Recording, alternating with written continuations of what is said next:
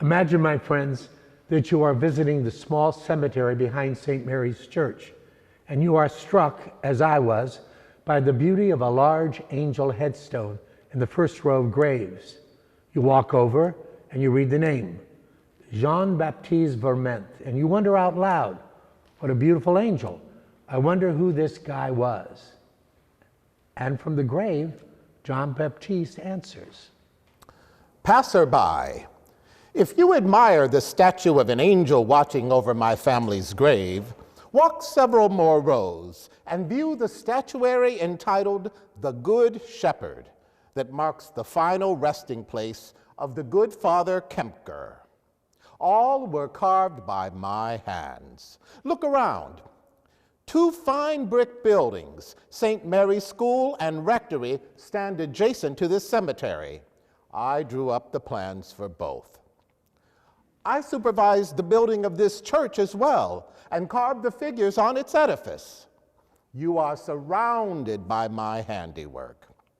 Churches and burial grounds throughout Ohio are adorned with my statuary, carved from stone or molded from clay in my small shop on North Mill Street. Due to my health, I eventually abandoned sculpting, concentrating instead on my work as an architect. Massillon's St. Joseph's Catholic and other churches, fine homes and businesses here and in other Ohio locales were built to my specifications. I came from France with my family when I was a child and lived briefly in Canton. Since 1872, I have made my home here in Massillon, where people and newspapers struggled with the spelling and pronunciation of my French surname. I worked until the day I died, stricken with apoplexy at the age of 70. Interred with me are my wife, Magdalena, and our son, Austin, whom we lost when he was but a young man. Let other professions worry about what legacy they leave behind, not architects and sculptors. Our legacy stands for generations, carved and built of stone. Of course that couldn't happen. I found Jean-Baptiste's story by searching through Ancestry.com and the archives of local papers. And as I traveled to Massillon City, Brookfield, St. Joseph's, and other cemeteries around town, I found even more interesting monuments, headstones, dates, names, and I recorded them. And I researched them, perusing old newspapers, and found even more Massillon tales I thought I should share. In his classic Spoon River Anthology, Edgar Lee Masters created fictional characters that told their life stories in monologues spoken from graves. I thought, couldn't I do that for Massillon, only using real people and their stories that I had gleaned from my research? And then I thought, couldn't I shape that into a theatrical presentation, much like the play version of Spoon River Anthology? So that has been my project for almost 2 years. It's not completed, but along the way, I have met the town madam, the town blacksmith, a martyred cop, a grocer who swears that Al Capone was in his store, and many others. A talented group of my friends are going to introduce you to some of these today.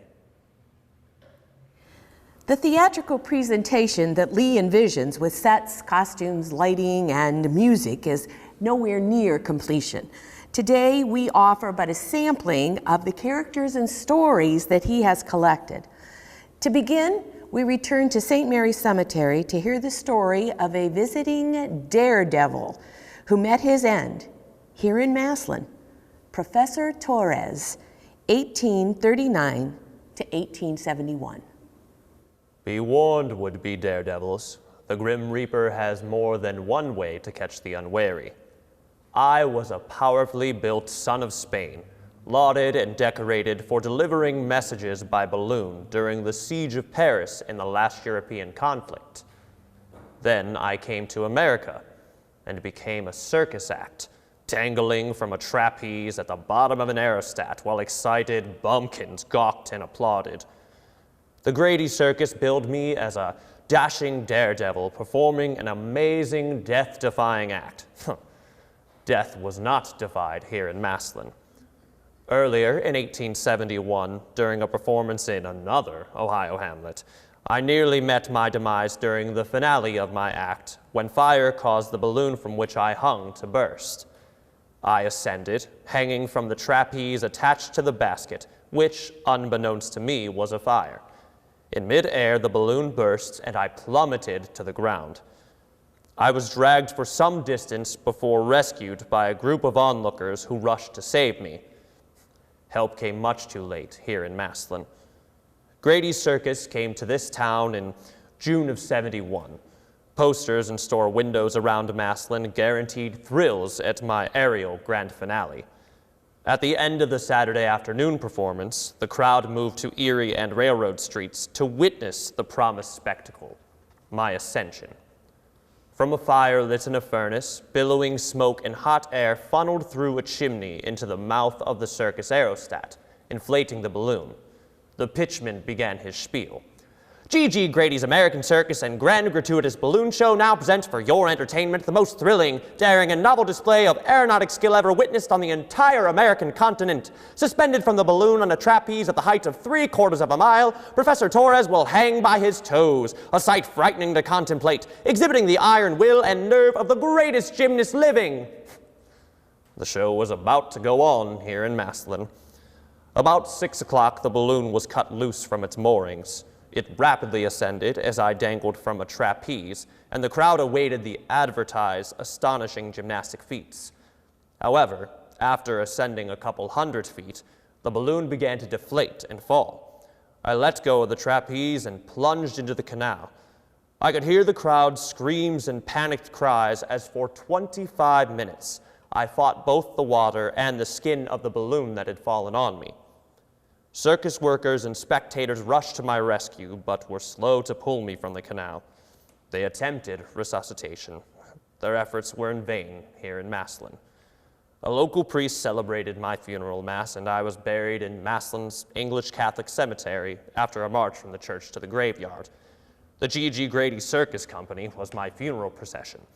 Townsfolk followed, gawking at the quaint circus folk. We gave them a good show here in Massillon. Local papers gave reason for my demise, reporting that supposedly I drowned because I was unable to swim and had foolishly neglected to take a life preserver. In truth, before I ascended, I spoke to locals who assured me that the waters in both the canal and river were not over my head. Their death was proved sufficient for drowning. Mierda! Mordigo mi destino! Now I spend eternity in provincial foreign soil, here in Massillon. Professor Torres did not lie eternally discontented. His family eventually dug him up and took him back to Spain. His name and tragic death are practically forgotten here in Massillon. But next, we meet a simple church organist and music teacher who left a lasting impression on many music students here in town. Maybe some of you out there in the audience. Meet Anna Edgar, 1872 to 1969.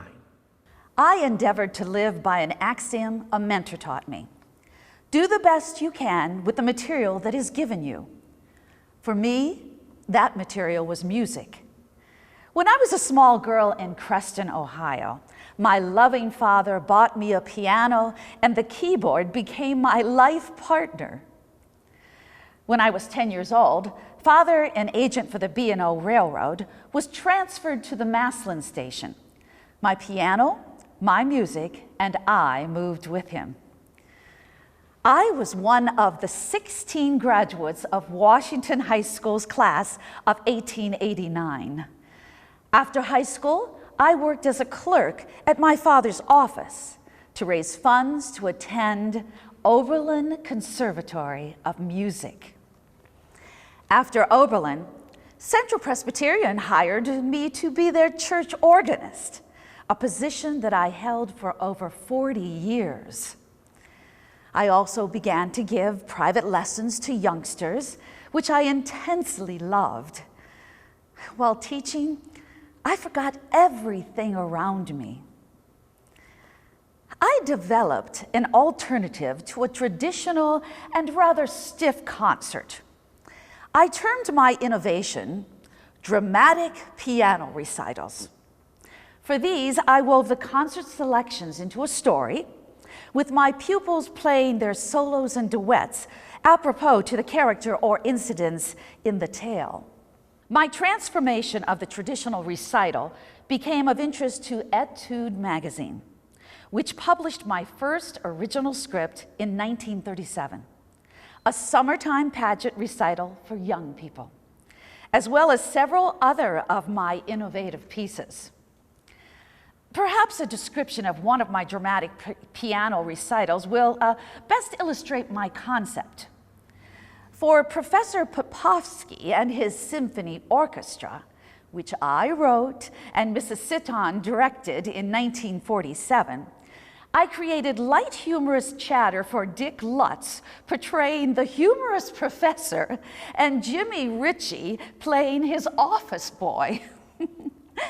As the boys kept the audience laughing, my students played their concert pieces as if auditioning for the orchestra. In the finale, the professor directed an ensemble of toy instruments, while Helen Harbaugh played the glockenspiel. The audience loved it. The moment I remember most fondly from my many concerts is the grand finale of the patriotic show in 1942, when so many of our boys were off at war.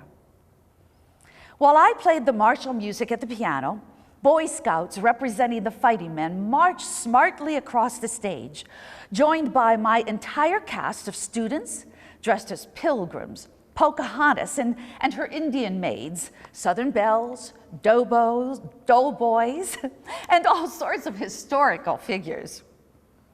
The audience rose to their feet and joined the cast to sing the Star-Spangled Banner. It was so thrilling.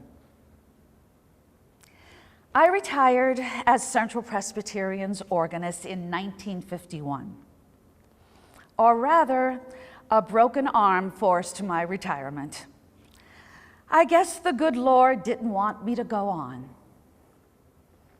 When I was a girl, I sang a traditional German round, the message which was always dear to me, but grew even dearer as I finished out my days gardening and writing poems. All things shall perish from under the sky. Music alone shall live. Music alone shall live. Music alone shall live, never to die. In the Brookfield Cemetery are the stones of a woman whose story is familiar to many and her husband, who lay unmarked for 117 years until two local men, Joe Herrick and Mike Barton, saw that a headstone was placed at his grave just this year. Abraham Lincoln Jenkins and his wife Mary. Born in Wales, I came to America as a child with a family of coal miners settling in Pennsylvania. While still a schoolgirl, I fell madly in love with a strapping neighbor boy, William Evans, who asked for my hand in marriage. Then Fort Sumter fell and the Great War began. William enlisted in Company K, 9th Cavalry, Union Army. Now, what does a woman do when her man goes off to war? Write letters and send packages of knitted stockings? William's younger brother, John Evans, enlisted with him. Johnny was short and slight, but skilled at riding horses, so he made a Union Army messenger delivering handwritten notes to battlefield commanders. When William was killed on the hills of Gettysburg, Johnny wanted to avenge his brother's death. So he quit his messenger post and became a foot soldier, fighting old Johnny Reb on the battlefield. A gash across the forehead from a rebel saber sent wounded Johnny to the Army hospital, where his long-kept secret was exposed. John Evans was drummed out of the Army. With my William gone, I married Abraham Lincoln Jenkins, who, like my father, was a Welsh-born coal miner. There were plenty of mines west of Massillon, so we moved to North Lawrence, where we raised a family. For the rest of my life, I rarely spoke about the war years. My husband and some neighbors knew my story, but had anyone sought verification in government records, my wartime tale would have been denied. I died before I reached 40 and was buried in Brookfield Cemetery. My resting place was merely grass and weed mound, marked only with wildflowers and a rusted flag holder. Decades after my death, some veterans of the Grand Army of the Republic, hearing and giving credence to my story, erected a gravestone in my honor. Read it and believe. Mary Owens Jenkins served in Civil War 1861 to 1865 under the name John Evans. When Johnny comes marching home again, hurrah, hurrah. Back in the day, nobody knew nothing about my wife's tale, but everybody around these parts knew Abe Jenkins and had a tale or two of their own to talk about me. Usually downright false or exaggerated. Sometimes I did the exaggerating. When one reporter wrote that my wife joined the Civil War to be with me, he was dead wrong. But I didn't deny that misinformation, because it brought me pats on the back and free beers. My full name was Abraham Lincoln Jenkins, so folks in town took to calling me Abe Lincoln, though there weren't no resemblance between us. I was as short as old Honest Abe was tall, but from what I heard, he was quite a scrapper who could handle himself real good in a brawl, and when I was young and fit, I too engaged in fisticuffs. A reporter once dubbed me the lightweight gentleman pugilist. Well, he was partly right. I was lightweight and a pugilist, but around this town, a gentleman was ripe for disputation. But I was a likely young fellow back in Pennsylvania when I met and married Mary Jane Owens, and we lived very happily after that. I never took to mining like my Welsh family, but worked as a mule whacker, pulling those coal cars. Best damn mule whacker in Tuscarawas Township. But I took to drinking. My business started to fall apart, and then my wife died. Whiskey was my solace. My drinking got worse, lost my business, then my home. I become a dipsomaniac. That's a fancy word for drunkard. Early on, papers always reported my adventures and my funny sayings, but come a time, the only news they reported was my arrests and court appearances for drunken, disorderly conduct. Now, they weren't all arrests, though. Some nights, too tired or too drunk to hop a freight or walk back to North Lawrence, I'd go in and ask to sleep in a cozy jailhouse bunk. Get up the next morning and I sweep the whole place clean just to show appreciation to Chief Ertl and the boys. The cops and me, we was friends, though I cost them lots of trouble. Now, Mayor Schott, he tried his best to keep me out of town.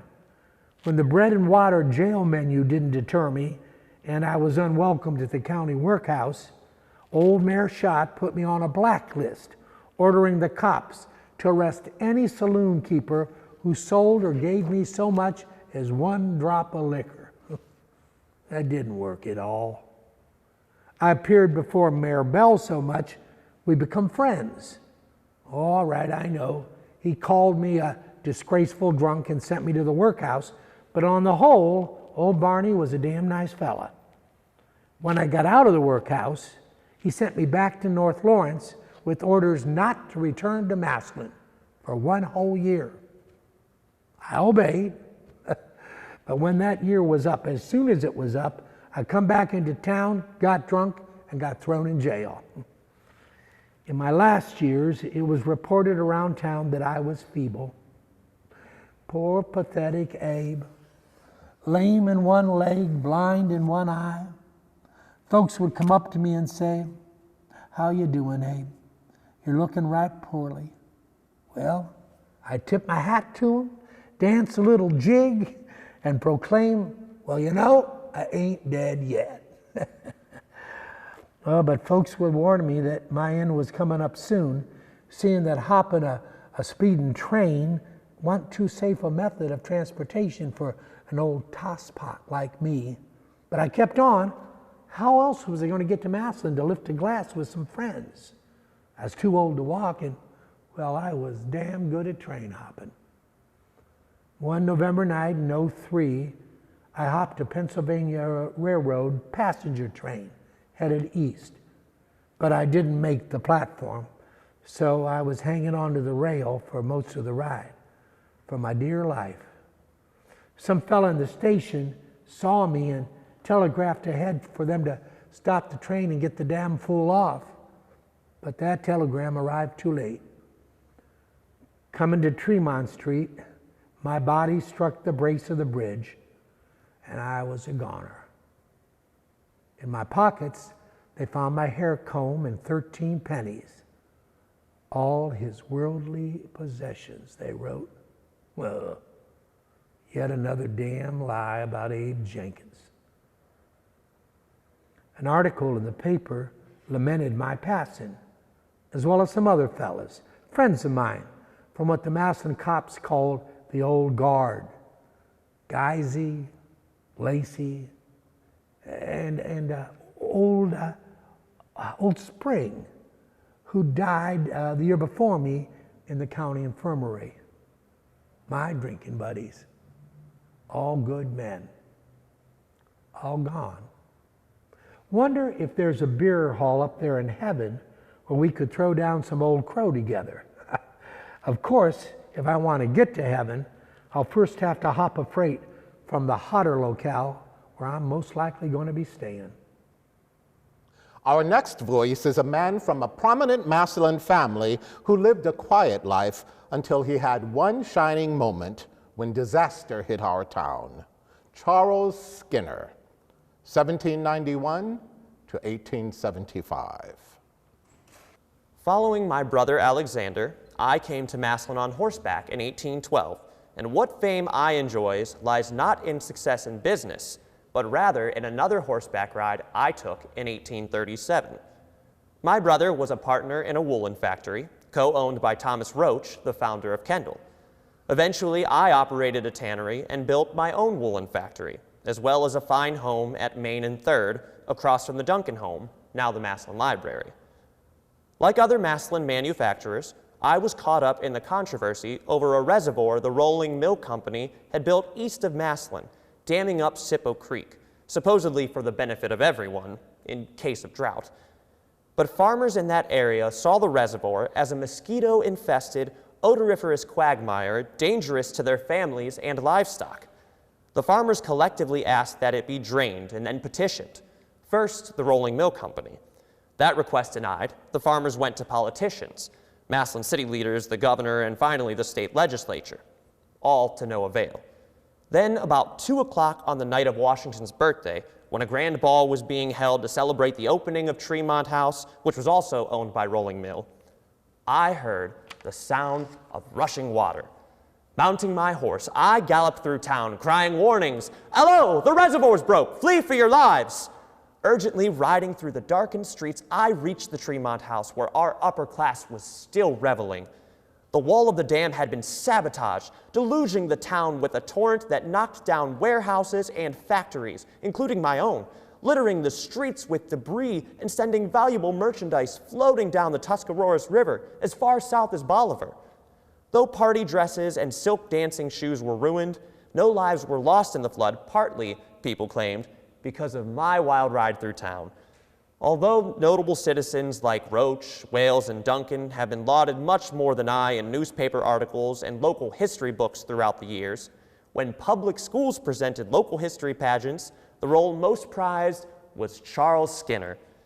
All the students longed to play me, Massillon's own Paul Revere.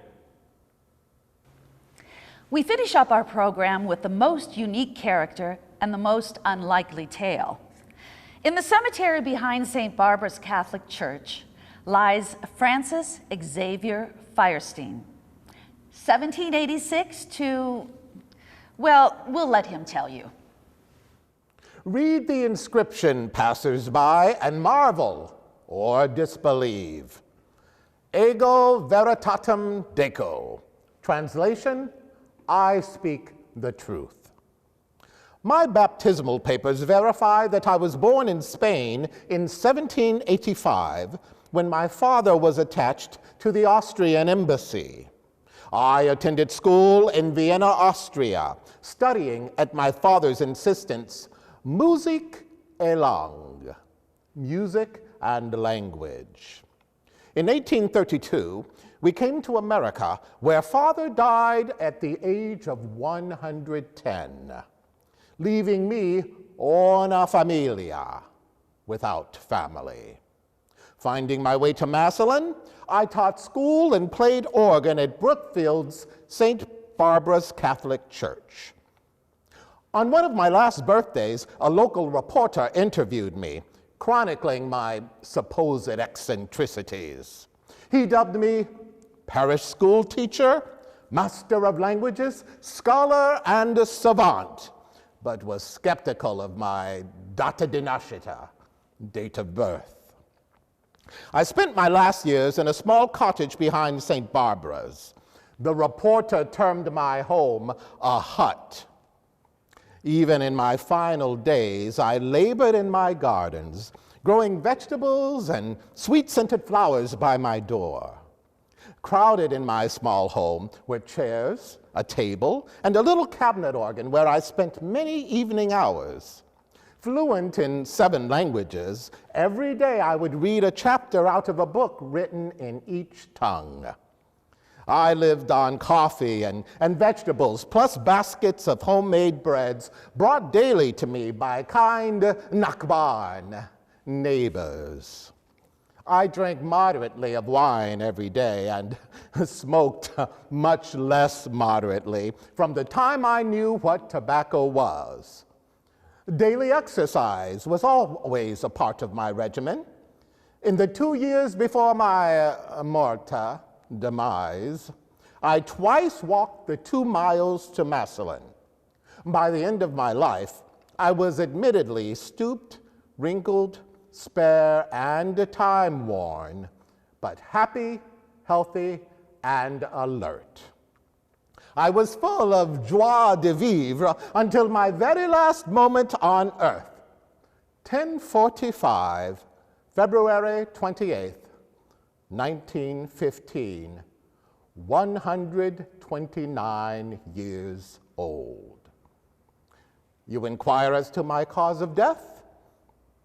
Vieux, oesaita, vecchiaia, vejez, older dame, zenecta.